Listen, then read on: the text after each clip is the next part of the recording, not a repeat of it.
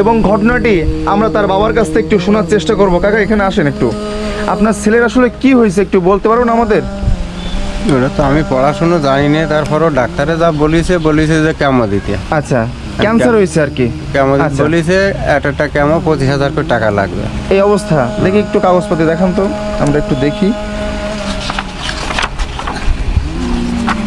এই অবস্থার ভিতরে সে জীবনযাপন করে যাচ্ছে।